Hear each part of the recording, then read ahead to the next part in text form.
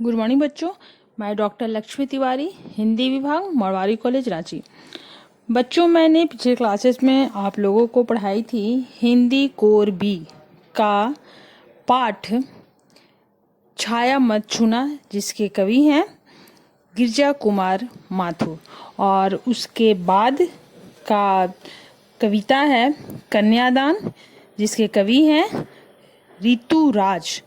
उसको मैं आज पढ़ाऊंगी। तो बच्चों, कविता शुरू करने से पहले हम लोग कवि के बारे में चर्चा करें, उसके बाद फिर हम लोग आगे कविता का अर्थ को देखेंगे। तो कवि ऋतुराज का जन्म सन 1940 में भरतपुर में हुआ। उन्होंने राजस्थान विश्वविद्यालय जयपुर से अंग्रेजी में एमए किया। उसके साथ ही साथ अंग्रेजी साहित्य का अध्ययन भी किया। अंग्रेजी साहित्य के अध्यापन के बाद अब वे सेवानिवृत्ति लेकर जयपुर में रहने लगे थे। उनके अब तक 8 कविता संग्रह प्रकाशित हो चुके हैं, जिनमें एक मरण धर्मा और अन्य पुल पर पानी, सूरत नीरत और लीला मुखारविंद प्रमुख हैं। उन्हें सोमदत्त, परिमल सम्मान, मीरा पुरस्कार, पहल सम्मान तथा बिहारी पुरस्कार मिल चुके हैं। कवि मुख्य धारा से अलग समाज के हाशिए के लोगों की चिंताओं को ऋतुराज ने अपने लेखन का विषय बनाया है। ऋतुराज की कविताओं में दैनिक जीवन के अनुभव का सच्चाई है, यथार्थ है, और वे अपने आसपास रोजमर्रा में घटित होने वाले सामाजिक शोषण और विडंबनाओं पर निगाह डालते हैं। यही कारण है कि उनकी भाषा अपने परिवेश और लोक जीवन से जुड़ी हुई है। कवि ऋतुराज की भाषा की प्रमुख विशेषता है कविता के भावों के अनुरूप शब्द का चयन करना।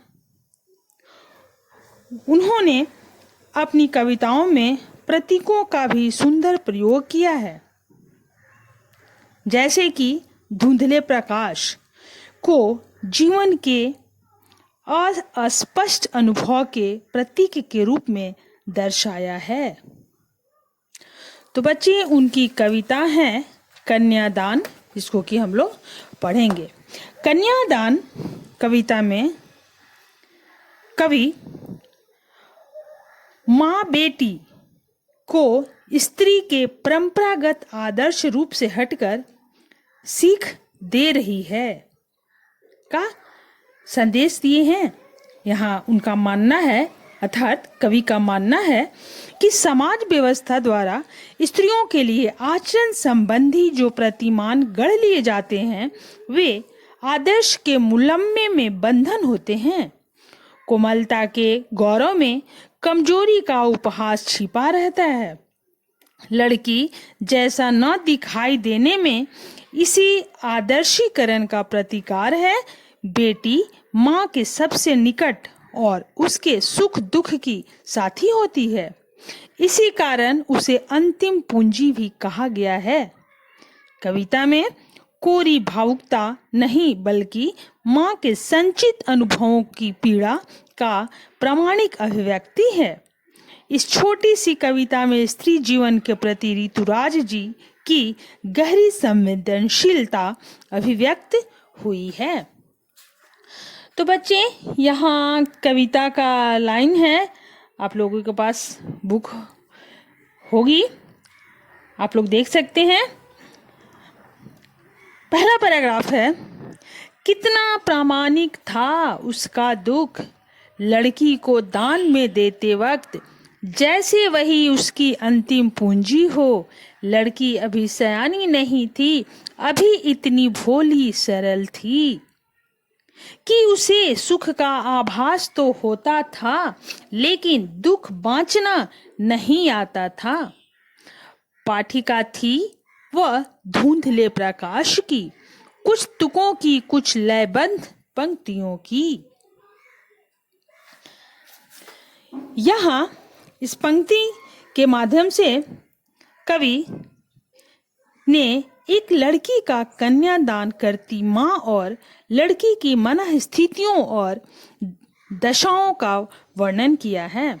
वह कहता है कि विवाह के दौरान अपनी लड़की के कन्यादान की रस्म को पूरा करती माँ का दुख अत्यंत चिर परिचित और प्रामाणिक था। ऐसा लगता था जैसे कन्यादान में वह अपनी लड़की को नहीं बल्कि अपनी अंतिम संचित पूंजी को दान में दे रही हो। कवि कहता है कि लड़की अपनी अभी सयानी नहीं थी, बल्कि भोली भाली और सरल थी। उसे सुख तो ज्ञात थे, लेकिन दुखों से, जीवन में आने वाली परेशानियों और कष्टों से वह परिचित नहीं थी। वह तो अभी जीवन के तारुण्य रूपी कोमल धुंधले प्रकार का आभास कर सकती थी। उसे कुछ तुक और छंद अर्थात जीवन के और सामाजिक बंधन तथा मान्यताओं के सरल नियमों का, अनुशासन का पता था। आगे की पंक्तियां हैं। माँ ने कहा, पानी में झांक कर अपने चेहरे पर मत रिझना। आग रोटियां सेकने के लिए है, जलने के लिए नहीं। वस्त्र और आभूषण शाब्दिक भ्रमों की तरह बंधन है स्त्री जीवन के। माँ ने कहा, लड़की होना पर लड़की जैसी दिखाई मत देना। यहाँ कवि विस्तार करते हुए बताता है कि उसकी माँ ने उसे सीख देते हुए कहा कि पानी में झांक कर कभी अपने चेहरे पर मत रिझना, अर्थात अपने सौंदर्य पर गर्व मत करना, उसे न समझना। बेटी आग जलने के लिए नहीं है, वह रोटियां सेकने के काम आती है। वस्त्र और आभूषण स्त्री के जीवन के बंधन हैं। माँ ने कहा कि बेटी, तुम बेटी तो हो ना, लड़की तो हो ही, पर लड़की की भांति दिखाई मत देना। कविता के इस अनुच्छेद के माध्यम से माँ लड़की को समाज से तथा कथित रूढ़िवादी आदर्शों में न बंधने, उनका प्रतिकार और उनसे संघर्ष करने की सीख देती है। अर्थात यहाँ कविता का उद्देश्य स्पष्ट करते हुए कवि कहता है कि नारी को अपने बंधनों, बेड़ियों को समझने के लिए प्रेरित करते हुए यह कहता है कि सौंदर्य, वस्त्र, गहने, प्रशंसा आदि नारी को दासी बनाए रखने की युक्तियां हैं। इन्हीं मोह जालों में घिरकर नारी अपना व्यक्तित्व खो देती है। वह पुरुषों द्वारा सताई, जलाई और शोषित की जाती है। कवि कहता है कि यदि नारी अपनी कमजोरियों को समझ ले, पुरुषों को फेंके जाल को पहचान ले, अपनी सरलता तथा कोमलता के प्रति सचेत हो जाए, तो वह भी शक्तिशाली बन सकती है। वह किसी के सामने डर नहीं सकती।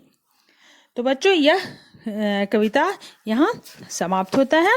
धन्यवाद।